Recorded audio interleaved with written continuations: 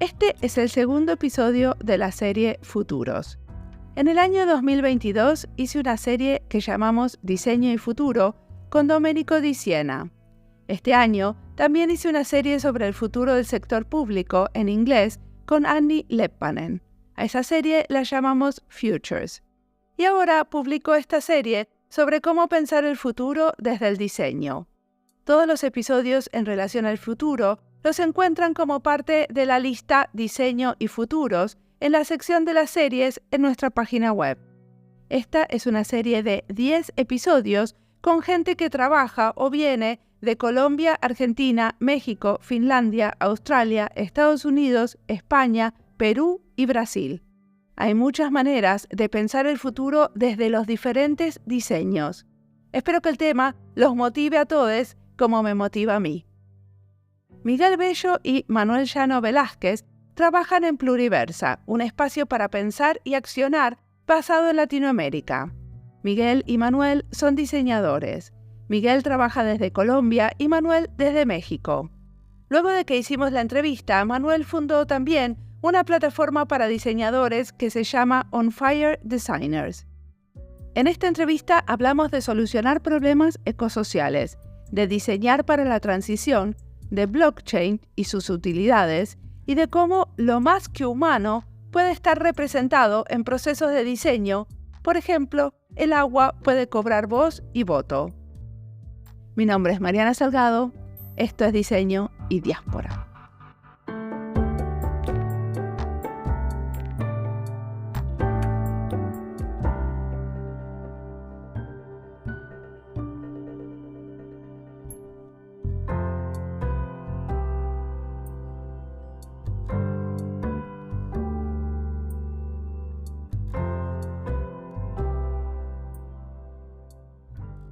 Mi nombre es Miguel Bello, soy diseñador. Creo que como muchísimas personas que han pasado por este escenario hemos mutado en distintas formas de diseño. Entonces yo empecé como diseñador industrial de la Universidad Nacional de Bogotá, por allá en el 2006 cuando terminé, y me entregué como al diseño de producto y empaque, que era como lo que había hecho y me ha ido bastante bien en su momento.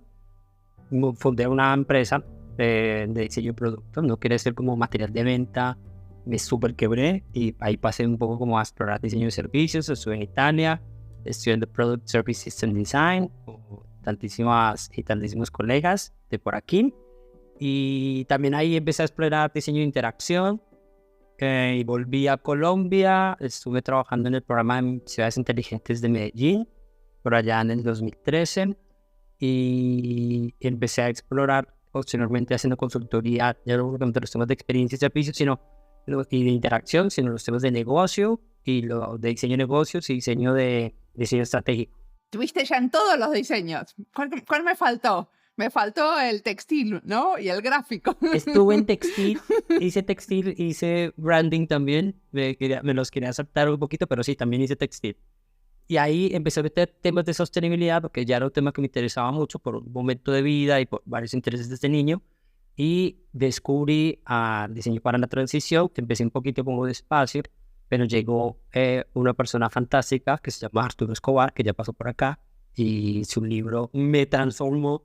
Ahí descubrí pues como más líneas que vienen del diseño para la transición, o diseño de futuros, pensamiento sistémico y demás, y entendí, ok, primero vamos así como desde hacer diseño estratégico y diseño de negocios, vamos a hacer primero diseño de futuro, después de negocio sistémico, para meternos en diseño para la transición, que es en lo que estoy ahora súper más metido, y que estoy combinando además con diseño y permacultura recientemente. Perfecto. Y ahora sos parte de Pluriversa, ¿cierto? ¿Qué es Pluriversa? Bueno, Pluriversa empezó como un experimento y una conversación con Manu, que es muy bonita, porque teníamos como las mismas sensaciones de que el diseño podría dar mucho más, y había como también toda esta academia crítica de diseño que nos estaba revolviendo en la cabeza. Pero Pluriversa es una consultoría. Sí, digamos que empieza como una conversación muy ligera y empezamos a darle forma a cómo podemos tomar algunos elementos de la consultoría que nos parecen que son interesantes, pero busquemos otros modelos. Entonces, había, por ejemplo, los think tanks que tienen como temas de investigación concretos, que buscan financiación y que tienen un poco como su propia agenda temática, ¿no? O sea, hay algunos think tanks que trabajan en temas de Afganistán, o cambio climático, o inteligencia artificial, y cómo sobre todo podemos hacer los proyectos que queremos, porque muchas veces los proyectos que llegan a la consultoría tradicional tienen estas preguntas un poco viciadas, o son porque un VP quiere ganarse un poco como puntos dentro de la organización, entonces pinta de verde un proyecto y dice que es de sostenibilidad, y eso es bastante triste, y además porque al haber compartido con tantas personas tan talentosas, una cosa que seguramente muchas y muchos oyentes del podcast habrán visto también, es que muy buenas ideas se quedan en un Google Drive, en un Dropbox, ahí tirados. Perfecto. Entonces, Pluriversa es una consultoría que tiene bastante financiación de la consultoría del desarrollo internacional, ¿cierto? Y queremos un poco como fusionar algunos elementos, pero sobre todo queremos que sea como un espacio de pensamiento y de acción en donde podemos trabajar en acelerar las transiciones ecosociales con miradas del sur y entrelazando dos temas o dos elementos que nos parecen fundamentales, que son el diseño y la tecnología. Manuel, ¿quieres presentarte? Claro que sí, aquí Manuel Llano, también de Pluriversa, socio cofundador con Migue de este emprendimiento. Yo quisiera decir de mí, pues que yo, primero que todo, soy papá de 2 niñas divinas de 4 y 2 años. Vivo en un pueblito fuera de la ciudad, decidí salirme de la ciudad y buscar como una relación a más a largo plazo con un territorio bonito. Entonces vivo por allí en un pueblito que se llama Tepoztlán, cerca de la Ciudad de México. Creo que me considero ahorita como un habilitador de la transición o un aprendiz de qué es eso de la transición. Como dice Miguel, ahí nos acompañamos mucho de cómo se hace eso, de cómo se ve a largo plazo los cambios, de cómo ocurren, de cómo poder intencionalmente fortalecer o dirigir de cierta manera esa transición. ¿Y de dónde venís? ¿Qué estudiaste? Bueno, yo estudié muy parecido a Miguel, muy parecido a Miguel. Yo estudié diseño industrial en la Jorge Tadeo Lozano, muy preocupado por los procesos de innovación más que el producto per se. Yo me interesé desde muy joven en los procesos de innovación y de cómo vincular y de cómo el diseño podía no solo hacer un objeto, sino tener como más impactos, ¿no? Y cómo esos procesos, hay mucha innovación y cómo hacer esos procesos, ¿no? O cómo hacer diseño. Entonces, desde ahí viene mi interés más profundo de cómo hacer diseño para los diferentes impactos que puede tener. Y creo que es un área de estudio muy, muy interesante ahorita, como todos los niveles de impacto del diseño. Y bueno, y por último, creo que ahorita emprendedor. Me ha tocado aprender sobre el emprendimiento porque yo era consultor y ahora soy emprendedor. Entonces, cómo emprender y cambiar el mundo es una cosa que me apasiona muchísimo, que es doblemente más difícil que es un emprendimiento normal. Y por último, también soy psicoterapeuta y apoyo a gente en sus cambios personales, que es muy interesante porque es muy parecido el cambio personal y el cambio como de organizacional o el cambio territorial o el cambio yo qué sé, es muy, muy, muy parecido. Entonces me encantan esos 2 mundos. Perfecto. Y ustedes nombraron varias veces esto del diseño para la transición, ¿no? Y yo estuve mirando la web de Pluriversa y tienen muchos escenarios futuros. ¿Cómo se va de estos escenarios futuros a la transición? ¿Quieren contarme algún caso específico? Vale, pues un caso muy bonito que tuvimos hace ya un tiempito, y de donde fue como una oportunidad de emergió Pluriversa también como oportunidad de emprendimiento, fue una necesidad del gobierno británico para entender cómo las tecnologías de la cadena de bloques o blockchain pueden apoyar los retos de sostenibilidad y los retos de, entre comillas, desarrollo globales. Entonces, son tecnologías que son muy disruptivas. Analizar el pasado no te sirve entender cómo fue los procesos de transición de la Internet que conocemos para entender esta tecnología, como la inteligencia artificial también, o el blockchain. Y por lo tanto, el diseño de futuros se presenta como una herramienta para poder crear visiones digamos, ideales, pero también para anticipar riesgos, que permitan entender impactos especulativos de estas tecnologías, pero que permitan tomar decisiones en el hoy para hacer una transición, para guiar la política pública, para organizar comunidades, para definir fondos. Entonces, ese diseño de futuro se presenta como, de hecho, sería como una pequeña parte, uno de los pasos de un proceso de diseño de transición más amplio, pero que trae un entendimiento muy bonito y muy intencional hacia los futuros que queremos. Ustedes hablan de un entendimiento, ¿no? Entonces yo entiendo que estos escenarios futuros los usamos con las comunidades con las que trabajamos en el territorio. Pero sin embargo, vi un montón de material en inglés en la página. ¿Ustedes tienen esos mismos escenarios en castellano o en otros idiomas y después los pasan a la página web en inglés? ¿Cómo se trabaja con todo esto? A ver, primero también hacer la reflexión que es apasionante, digamos, el tema de los futuros y la transición y de cómo entendemos nosotros los cambios a largo plazo. Nuestra intención con el diseño de futuros y las transiciones es poder ser más intencionales en esos cambios que están sucediendo y que muchas veces sentimos que no tenemos incidencia, ¿no? O nos sentimos como por fuera de esos cambios cuando realmente somos parte de los cambios. Siempre es imposible que no lo seamos, y cómo ser como más intencionales en esos cambios, en esos desafíos, donde quiera que sea el escenario. Y a la pregunta del idioma, claro, digamos que nosotros nos hemos descubierto como un puente, o hemos encontrado, digamos, un lugar donde hemos sido valiosos como un puente entre un norte global y un sur global, ¿no?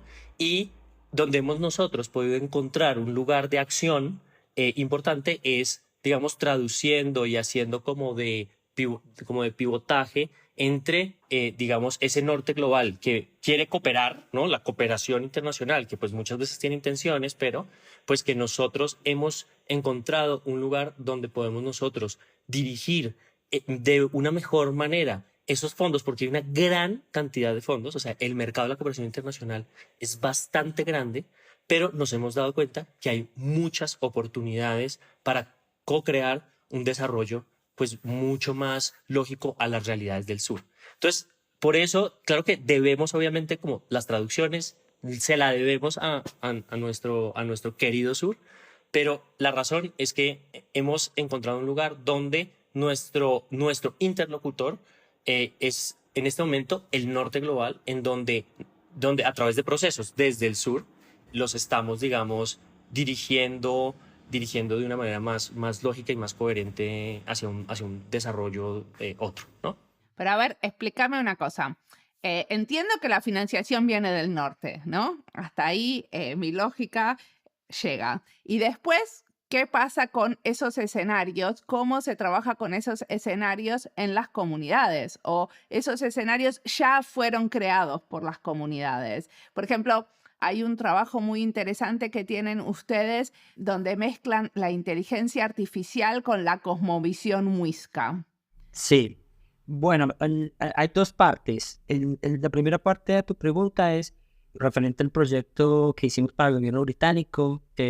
Hicimos unos procesos de investigación y co-creación y de co-imaginación muy bonitos en El Salvador, donde podemos unirnos con activistas democráticos, ecofeministas y diversas también comunidades campesinas para imaginar escenarios de futuro en donde no hablábamos de esta alta tecnología, porque puede ser muy confuso, pero sí en cómo se imaginan sus luchas en el futuro, ¿no? ¿Qué obtuvieron de esas luchas? ¿Qué mundo quieren? Y luego nosotros conectábamos cómo estas tecnologías pueden apoyar esas luchas, ¿no? Y ahí fue un insumo fundamental para poder crear escenarios de futuro que realmente son muy, muy retadores.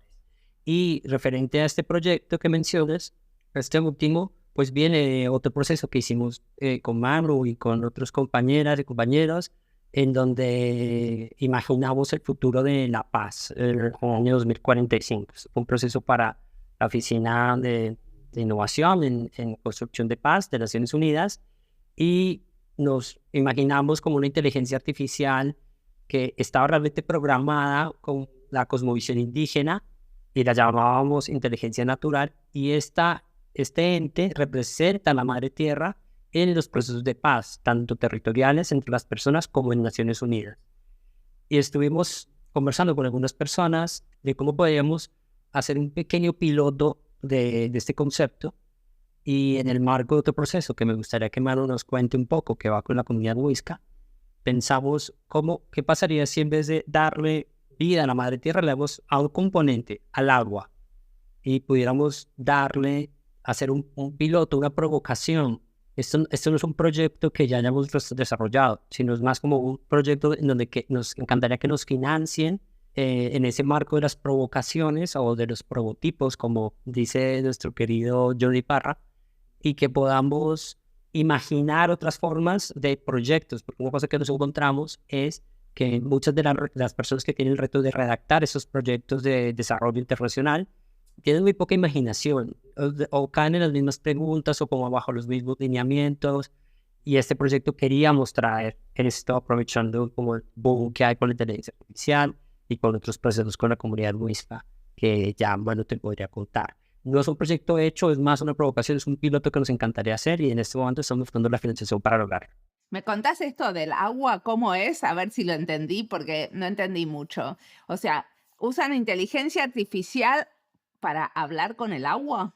Sí, la idea es poder incluir al agua bajo la cosmovisión muisca en procesos de prosperidad territorial y planeación, una planeación territorial pluriversal, en donde el agua tenga voz y voto en esos procesos, en donde están interviniendo muchísimos actores que son desde ganaderos, agricultores, comunidades indígenas, cementeras, Airbnbs, y poder emplear esta conversación en torno al agua, pero poder hacer que estos actores hablen con el agua, que el agua participe en esos proyectos, y que pueda votar sobre las decisiones que se están tomando, pues sería un muy buen comienzo o un primer paso para materializar esa visión de Natural Intelligence 2045. ¿Querés contarme algo más, Manuel?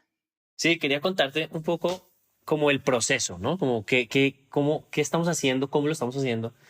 Nosotros primero, lo que estamos nosotros fortaleciendo son relaciones con comunidades, porque creemos que las comunidades tienen un sentido y un conocimiento del lugar súper importante que queremos rescatar dentro de los procesos de diseño y los procesos de transición. Entonces, nos hemos movido de los proyectos con comunidades a los trayectos, ¿vale? Entonces, estamos estableciendo trayectos con diferentes comunidades en donde nosotros podemos acompañarlos durante, ojalá, un largo plazo en el desarrollo de ciertas cosas con nosotros, uniéndonos en las luchas, como dice Miguel, ¿no? Entonces, primero eso. Entonces, uno de esos trayectos es la comunidad muisca, la reconstrucción muisca, que acá en la sabana de Bogotá es un proceso muy interesante que se ha empezado a dar. Y lo que nosotros hacemos es entender ese actor dentro de un proceso más grande de transición. Y entonces ponemos una capa transicional, ¿no? Y ponemos una capa, una mirada, pues, a largo plazo, y una mirada, digamos, un poco más estratégica, y buscamos fondos de cooperación internacional para acelerar esos procesos que consideramos que están dentro de un proceso de transición más amplio, ¿vale? Entonces, por ejemplo, cómo transicionar la sabana de Bogotá a un modelo regenerativo, ¿no? Donde hay muchísimas industrias, donde el agua está contaminada desde que sale el río Bogotá, donde los trabajos tienen que ver con unos productos que están alejados de una cultura campesina más local, etcétera, etcétera, etcétera. Y cómo, digamos, los indígenas o la cosmovisión muisca entra dentro de ese proceso territorial que tiene diferentes actores, que esos actores tienen diferentes intereses, y cómo nosotros podemos enmarcar un proyecto para esa comunidad que persiga o que acelere una transición para el territorio diferente, ¿no? Entonces nosotros, digamos, que ponemos como esa mirada, porque los actores están viéndose a sí mismos y es muy difícil que colaboren y que se hablen, y nosotros queremos ser como el articulador de esas conversaciones más territoriales para que juntos podamos acelerar una transición, ¿verdad? Entonces, nosotros lo que hacemos es primero creamos estas relaciones, además porque a nosotros nos encanta estar allá con los muiscas en los temazcales y mambeando con los ingas, etcétera.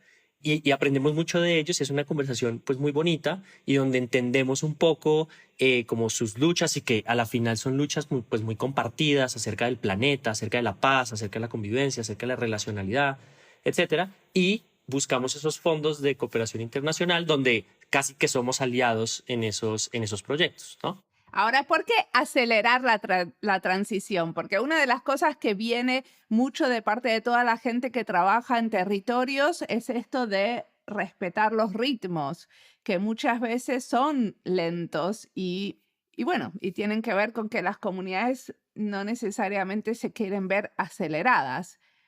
¿Qué es lo que estamos acelerando? Vale, creo que nosotros debatimos mucho esto con Manu en su libro sobre esa palabra, aceleración, pero la tomamos de una forma en la que tenemos que competirle a una aceleración que es económica, capitalista, neoliberal, que se jacta de un crecimiento exponencial. Y bueno, y quienes estamos un poco más enterados de los temas de teorías de sistemas, sabemos que todo modelo de crecimiento exponencial pues tiende al colapso.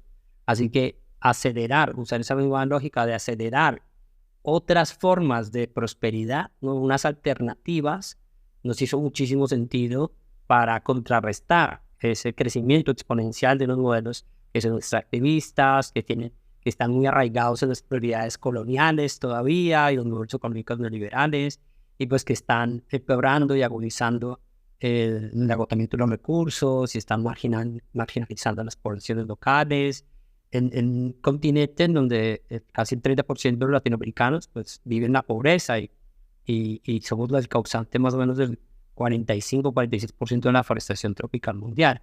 Entonces, ahí caemos en estas teorías, en una lucha que tenemos, una consigna que es el postdesarrollo, como forma alternativa a esa mentalidad predominante del desarrollo, que tiene una lente muy occidentalizada y que crea sistemas que son muy uniformes y que promueven esa uniformidad sobre la diversidad y que descuidan esos conocimientos locales, ancestrales, y que esos conocimientos precisamente locales podrían dirigir una transición hacia la pluriversalidad y la sostenibilidad. Y cuando hablas con empresas o con instituciones públicas, ves cómo ese discurso de desarrollo está profundamente arraigado en las políticas nacionales e internacionales y un poco nos ciega de la crisis y de las injusticias inherentes que carga sobre los hombros. Y por eso necesitamos imaginar, fomentar esas alternativas de desarrollo, acelerarlas, y el diseño es fundamental para transformar Latinoamérica hacia esos paradigmas que son más plurales, más regenerativos, más sostenibles, más bonitos. Ok. ¿Quieres agregar algo, Manuel? Yo creo que sí tenemos que acelerar la transición. O sea, estamos en un momento con una crisis demasiado fuerte, en un momento, digamos, muy vulnerable. Y yo creo que sí deberíamos, como se dice coloquialmente, poner unas pilas juntos para perseguir otro futuro, ¿no?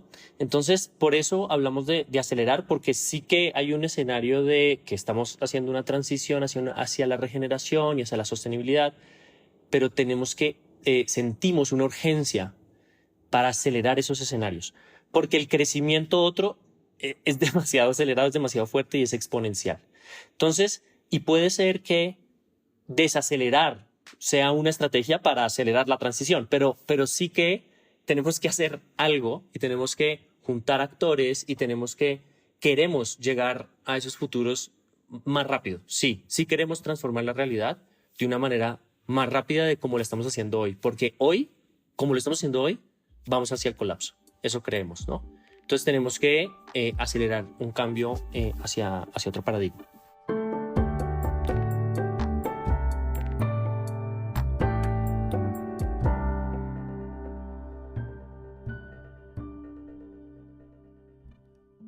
Esta entrevista es parte de las listas Inmigración y Diseño, Paz y Diseño, Colombia y Diseño, Futuros y Diseño, México y Diseño para la Transición.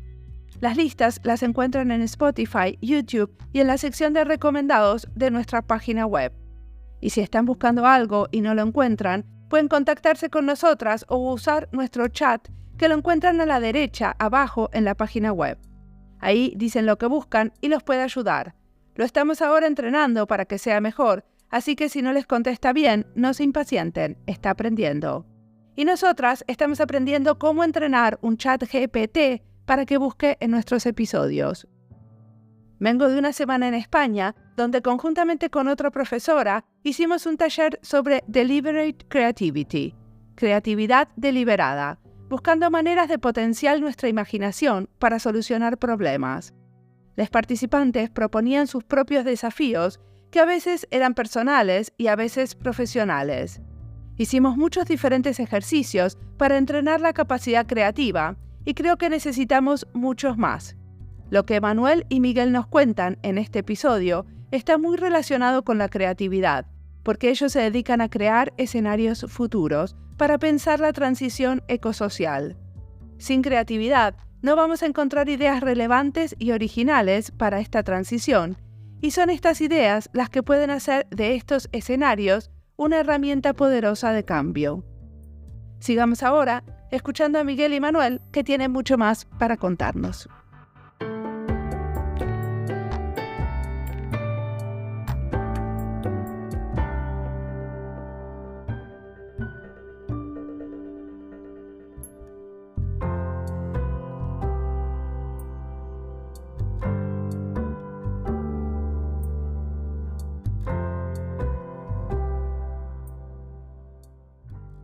Entonces quería hablar un poquito de cómo es esto de vender diseño para la transición, ¿no?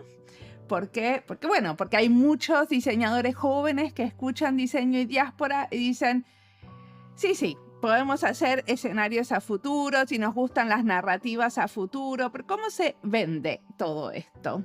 Y ustedes están armando Pluriversa. ¿Hace cuánto tiempo existe Pluriversa? Bueno, Pluriversa ya tiene 2 añitos. Comenzamos con Manu, ya hace conversaciones un poco más de tiempo, pero sí que empezó a materializarse como práctica proyectual hace 2 años. ¿Y cómo se empieza a vender esto? Pues el diseño de transición per se es una práctica emergente que tiene un corpus de conocimiento que está nutriéndose cada día y que todavía hay mucha...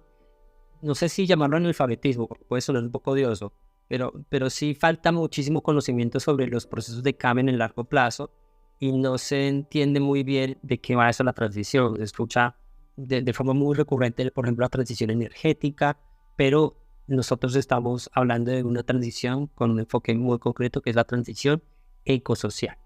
Y esta transición ecosocial pues se enfrenta a unos modelos hegemónicos también de cómo se está vendiendo la sostenibilidad y que realmente no está resolviendo los problemas de base, ¿no? Las causas raíces, está tocando muchos de los síntomas únicamente. Conectado con lo del desarrollo, uno ve como los objetivos de desarrollo sostenible han logrado mejoras, pero no están cambiando realmente las causas raíces de los problemas que nos atañen. Entonces, vender esto desde esta mirada ha sido muy, muy retador, porque se ha homogenizado ese discurso de la sostenibilidad o de las agendas globales de lo que hay que hacer y muchas veces ignorando los temas locales.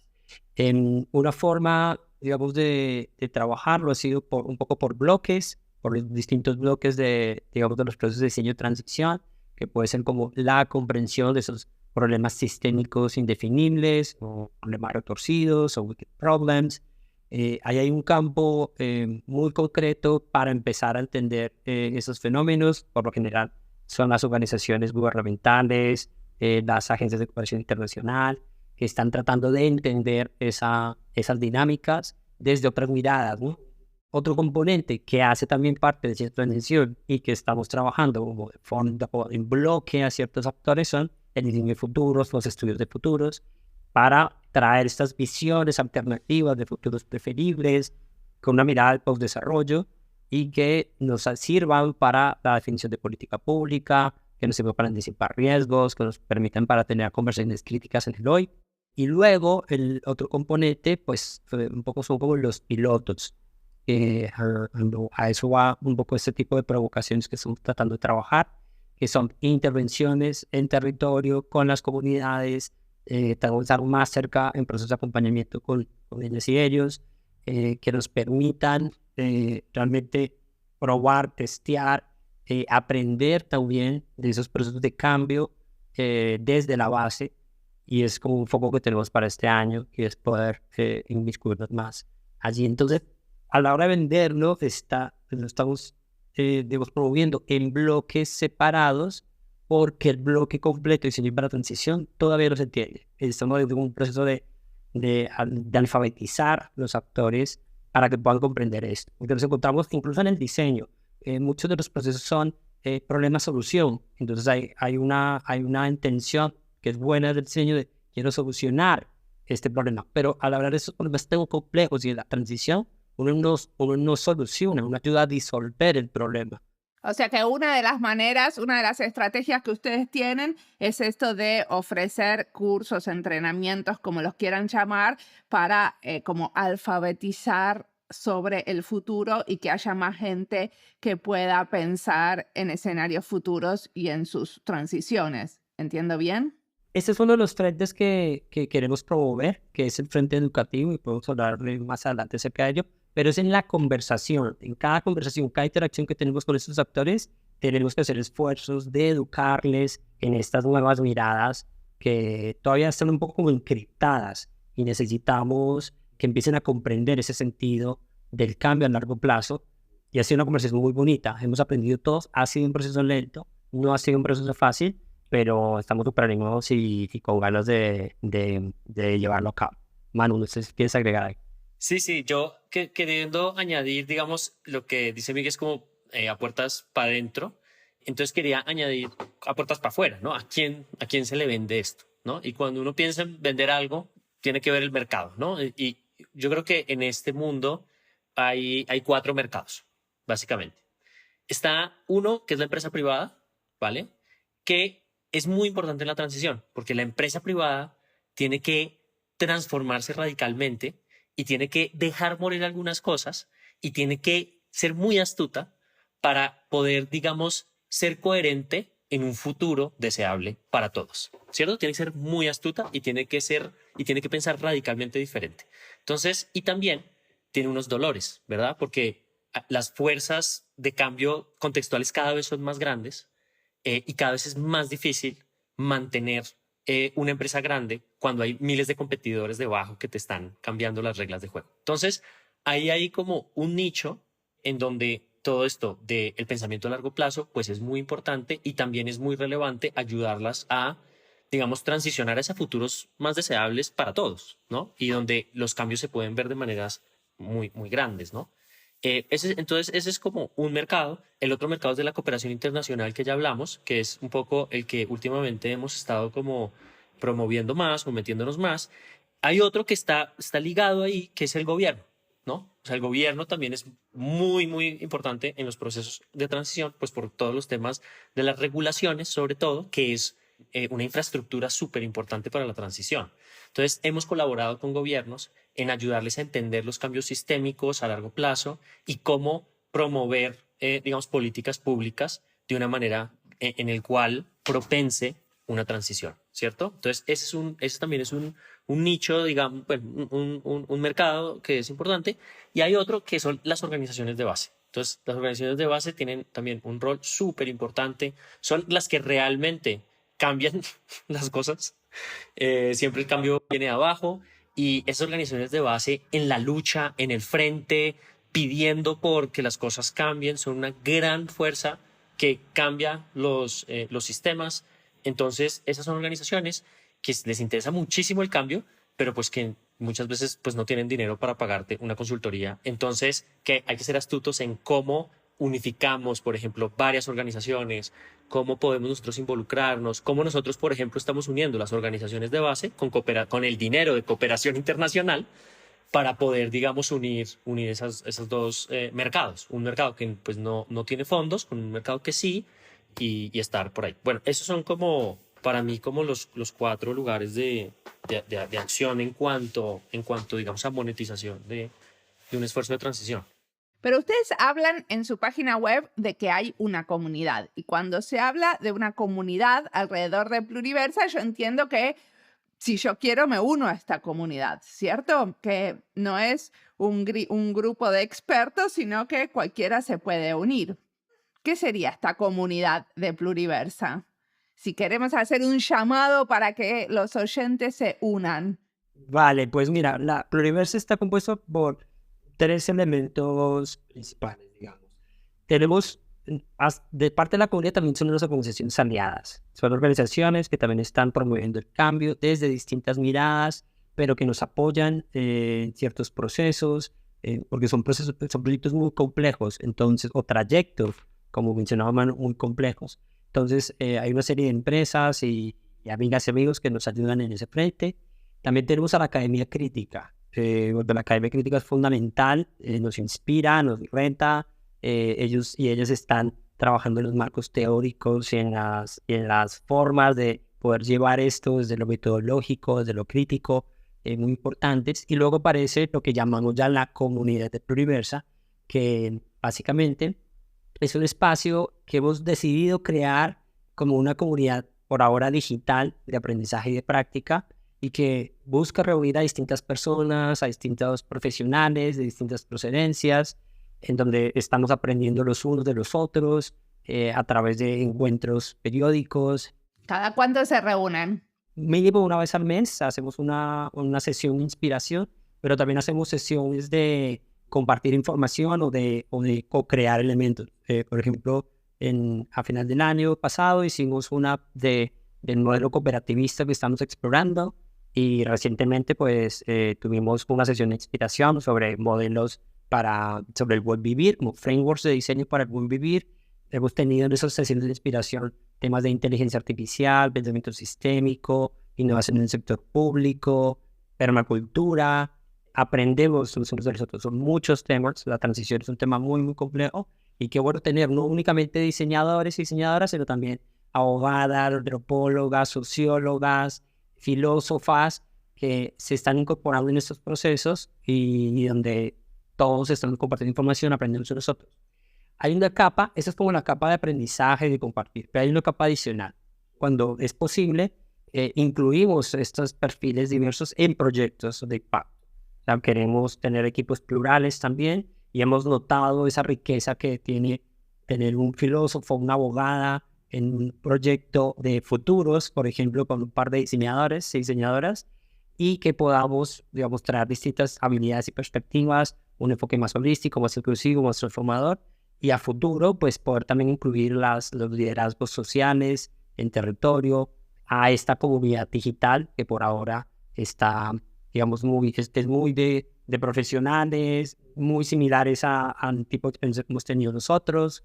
¿Y cuántos son en esta comunidad en este momento, esta comunidad de práctica y de aprendizaje juntos? Casi 60 personas en este momento, distribuidos en distintos países, Colombia principalmente, pero por supuesto también México, hay gente de Brasil, hay personas de Argentina, de España, algunas personas del Reino Unido, también de diáspora, por supuesto de latinoamericana, pues, distribuidas en distintos lugares, personas de El Salvador.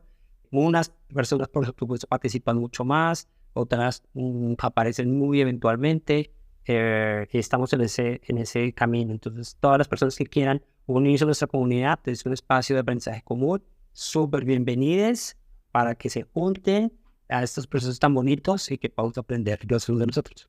Perfecto. ¿Y qué los está inspirando? ¿Qué leen, escuchan, miran?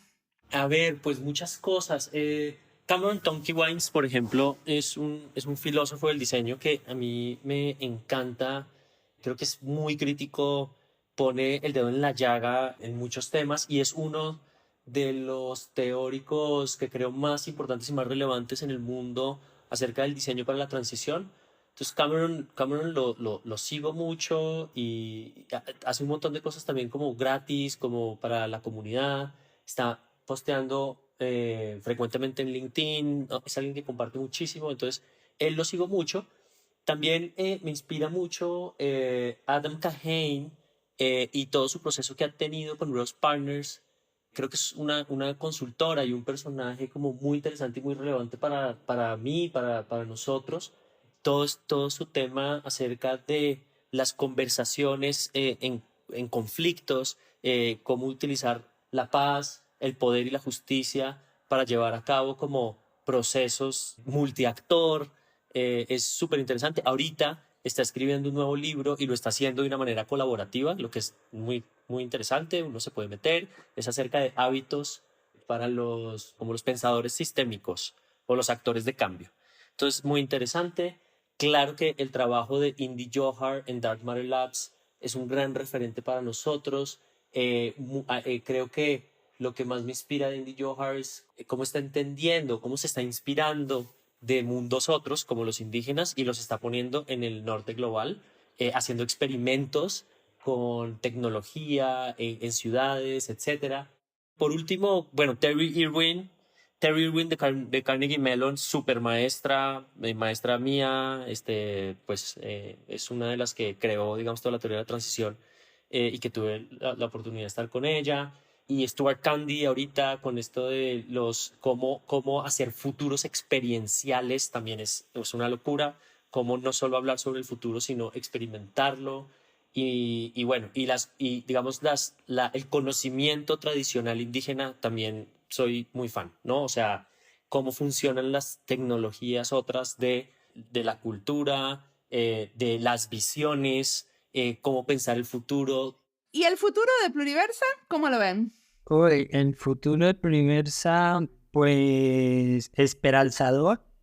Hay este proceso que estamos llevando a cabo de hacer más partícipes a la comunidad. Entonces hay unas conversaciones de una exploración de cooperativizarnos que tienen muchísimos retos porque a diferencia de otros procesos de otras organizaciones de diseño que se han cooperativizado, nuestro alcance es transnacional. Entonces una cosa que hemos encontrado, pues una dificultad es la legislación, y sobre todo los temas tributarios porque al tener, por ejemplo, una persona de Brasil que está viviendo en España, que hace un proyecto para Colombia, donde paga impuestos. Podemos hacer como una estructura cooperativa más tradicional que está sustentada por un modelo de cooperativismo de plataformas, que es básicamente cooperativización digital, explorando tecnologías diversas. Puede ser blockchain, puede no ser blockchain. Entonces, poder imaginar una organización mucho más descentralizada, mucho más, digamos, colaborativa, transparente, que podamos hacer ejercicios de procesos de transición a lo largo de toda Latinoamérica, donde se pueda llevar como o como lo llaman en algunos modelos, aporte contributivo o la contabilidad contributiva de las distintas personas que se involucran, pues es fantástico y que sobre todo se convierta en un espacio no únicamente de hablar de la transición ecosocial, sino de la transición de las personas, de la transición profesional, que es una cosa en la que necesitamos trabajar mucho. Necesitamos poder generar un espacio flexible en donde esas personas que están en este momento trabajando en formas tradicionales, no únicamente de diseño, puedan explorarse, puedan probar un espacio donde participan en un proyecto un poco con una intensidad baja, luego quizás con una intensidad más alta, y luego de pronto puedan saltar a tiempo completo,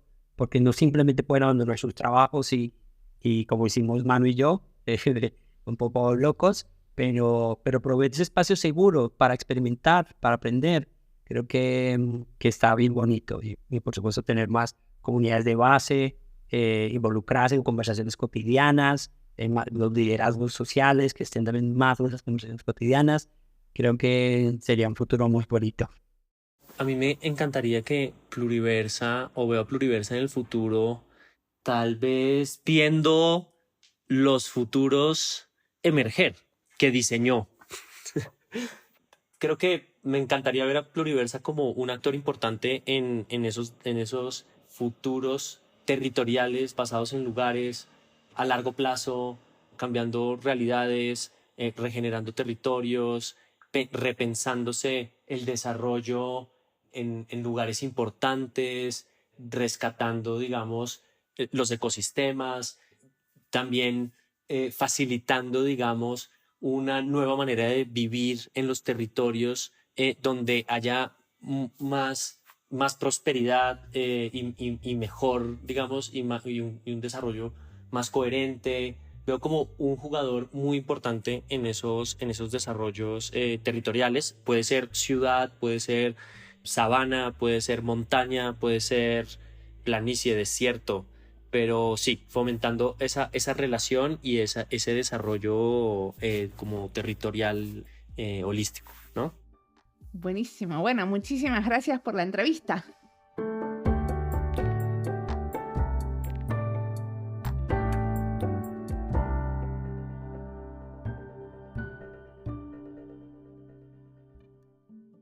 Muchas de las cosas que nos recomiendan las voy teniendo en cuenta para futuros episodios.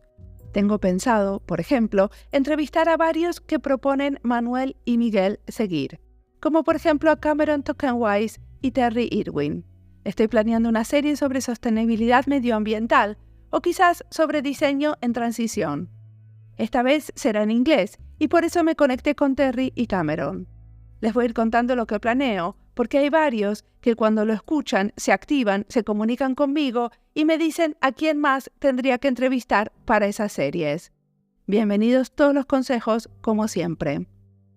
Como saben los que me siguen, trabajo ahora en cuestiones relacionadas al cambio climático y las infraestructuras de investigación en medio ambiente.